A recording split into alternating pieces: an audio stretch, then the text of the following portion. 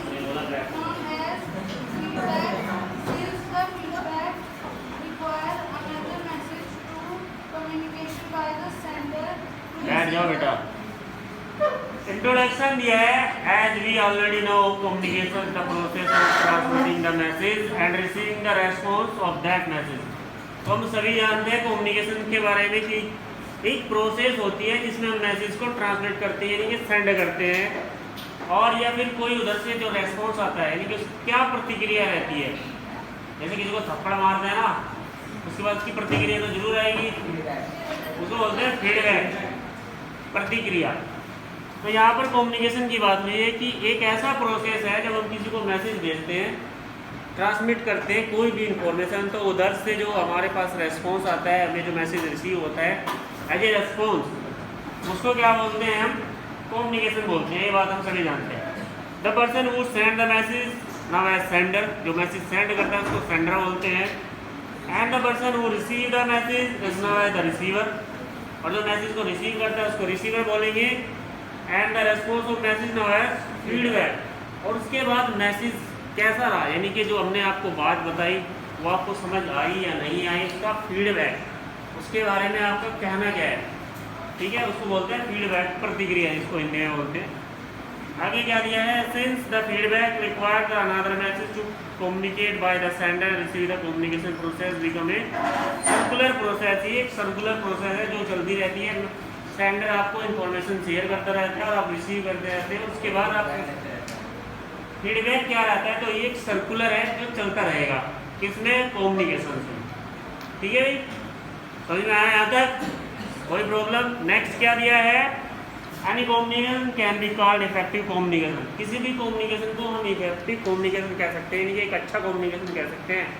If, यदि क्या हो, the receiver has completely understood what the sender want to convey. अगर आप, जो रिसीवर है, वो अच्छे से उस मैसेज को समझ पाया है कि हम क्या कहना चाह रहे हैं और क्या उसको भेजा है, तो उसे हम एक इफेक्टिव कम्युनिकेशन कहेंगे।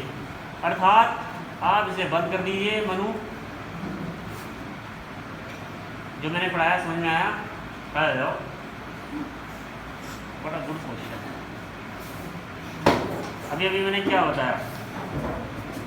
सिंस लास्ट 3 सेकेंड, इंग्लिश में सिंस आएगा ना, जब हो आएगा, कोचिंग ले रहा हूँ इंग्लिश। और किसके लिए होता है? निश्चित के लिए। और सिंस किसके लिए होता है? निश्चित के लिए, फिक्स जिसको बोलते हैं। अभी लास्ट 3 सेकेंड बोला है मैंने, 3 सिंस बोल सकते हो, क्या हो रहा है? अच्छा, मैंने लास्ट 3 सेकेंड की बात की है। लास्ट 3 सेकेंड में तो मैंने मैसेज कन्वे किया ही नहीं, आपका ध्यान ही था। ध्यान किधर है? इसको बोला पिछले वाला इधर है।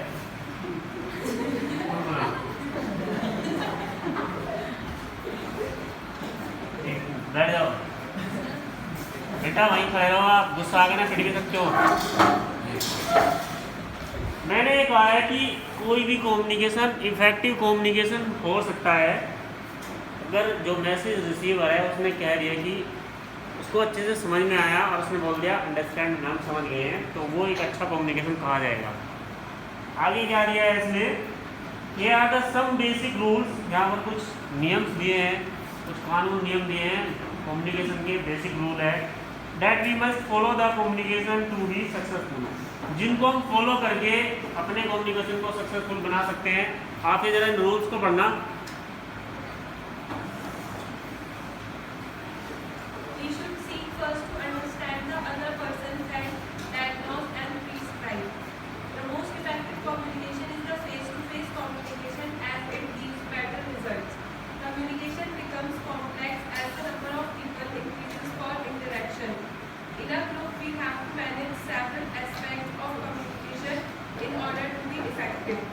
Communication across culture, gender, and borders differs and may not be understood as it is intended to be. Feedback is the key of effective communication. To be able to communicate our ideas and thoughts effectively. बैठिए, देखिए भाई, इसमें कहा गया है, सारे rules एक साथ ही बता देते हैं और हंसने वाली कोई बात नहीं है। इसमें ये कहा है कि सबसे पहले तो आपको ये देखना चाहिए कि आप समझाना क्या चाहते हैं, मैसेज आपको क्या करना चाहिए, कन्वे कौन सा करना है, वो आपको अच्छे से पता होना चाहिए। दूसरा, फीडबैक आपका अच्छा आना चाहिए, जो आपने कहा है उसका फीडबैक अगर अच्छा आया तो कम्युनिकेशन सक्सेसफुल है। और सबसे बेस्ट कम्युनिकेशन वही होता है जो फेस टू फेस होता है।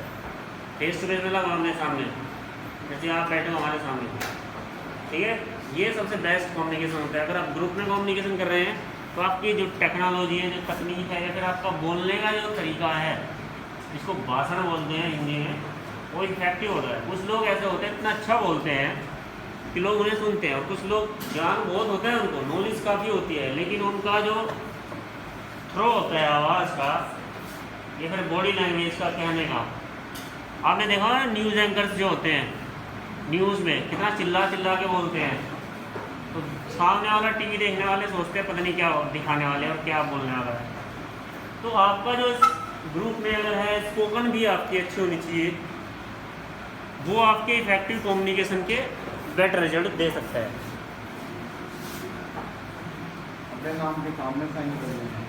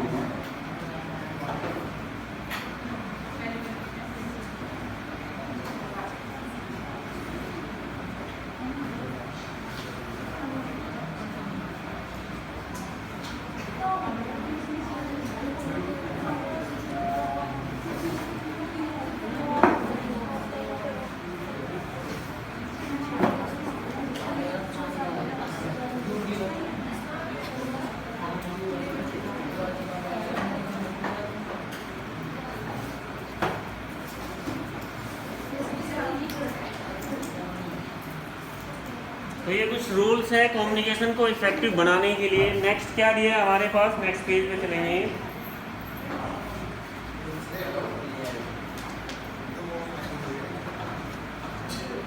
To be able to communicate over the ideas thought effectively, here are the principle of effective communication. तो नीचे कुछ सिद्धांत दिए हैं, कुछ रूल्स हैं, उनके बारे में भी हम पढ़ लेते हैं कौन कौन सी चीज़ें हैं। सबसे पहले दिया है प्रिंसिपल ऑफ क्लियरिटी। क्लियरिटी से मतलब आप समझ गए हैं, जो भी आप चीज़ कहना चाहते हैं वो स्पष्ट बोलनी चाहिए, उसमें कोई भी दिक्कत नहीं होनी चाहिए। जो मैसेज आपको मैं कन्वे करना चाहता हूँ वो मुझे बिल्कुल स्पष्ट तरीके से पता होना चाहिए कि मैं कहना क्या चाहूँ। जैसे मैं आपको किसी चीज़ की नॉलेज दे रहा हूँ, जानकारी अगर मैं दे रहा हूँ, तो वो एकदम स्पष्ट होनी चाहिए, क्लियर होनी चाहिए। तो इसने कहा भी है, पढ़ेगा एक बच्चा, पढ़ाओगे, पढ़ना आप या बेटा आप ही पढ़ो, कोई दिक्कत नहीं है। छोटी क्लास में तो बच्चे ये कहते हैं सर हम पढ़े, वो लिए ही नहीं पढ़ते, चुप बैठते ही नहीं। एक को बोलते पढ़ो बेटा। Principle of clarity. The message must be as clear as possible. No ambiguity should be there about its content and intent. The message can be conveyed properly only if it has been clearly formulated in the बैठ जाओ mind of तुम। the sender. बोल कौन रहा है इधर? तो खड़ा हो जाइए, इसके पीछे पढ़ो। नेक्स्ट, प्रिंसिपल ऑफ ऑब्जेक्टिव, ये पढ़ो।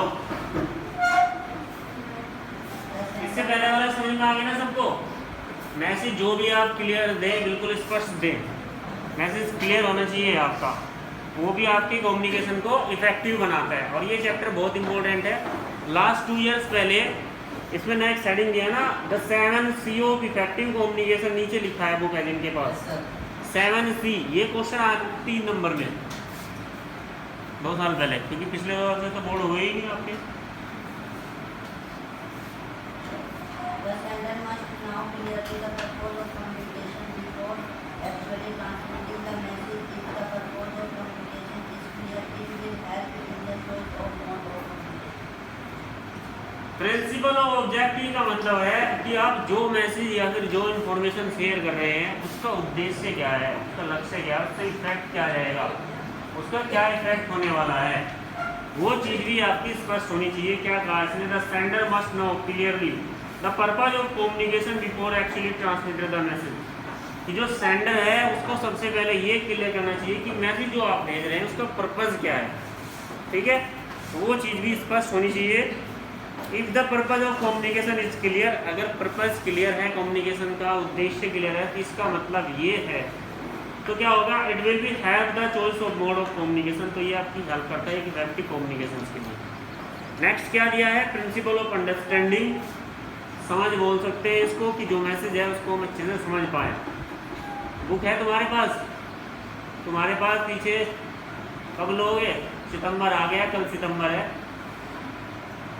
कुछ दिनों में दिवाली आ जाएगी, होली से पहले फिर एग्जाम आ जाएंगे।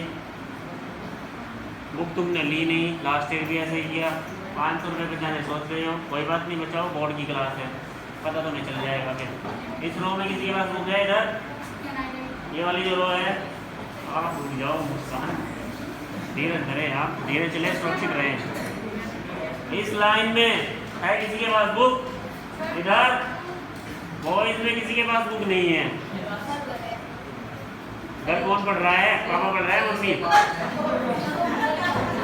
क्या है, पढ़ो। प्रिंसिपल ऑफ अंडरस्टैंडिंग,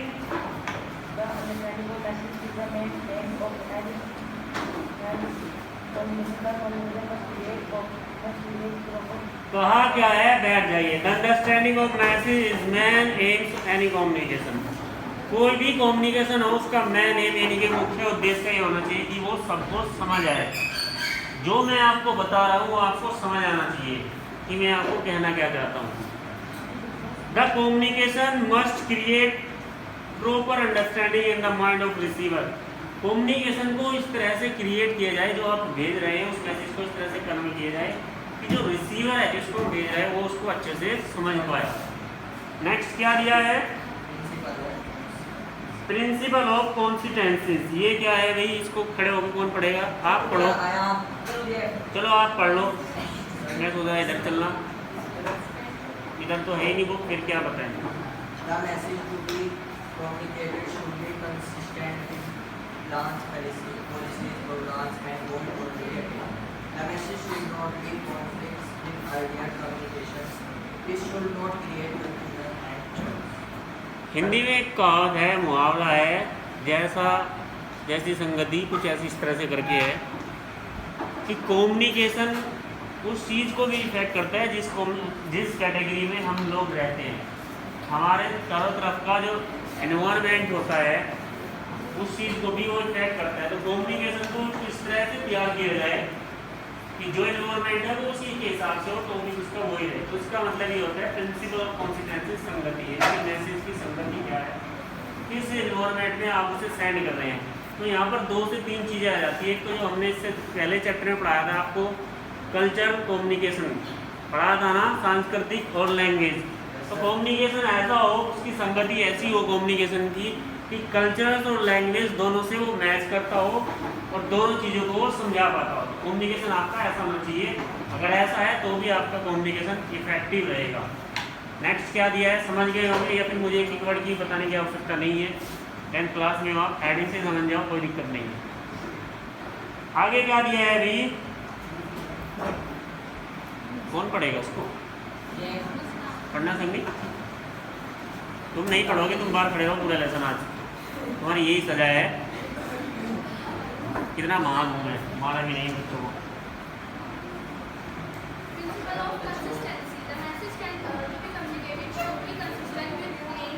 इससे नेक्स्ट पढ़ना है संगी, आप यहाँ हो ही नहीं, कहीं और हो, करके यहीं रही क्लास में, कहाँ कहीं नहीं जाए, बच्चों को पढ़ाएं।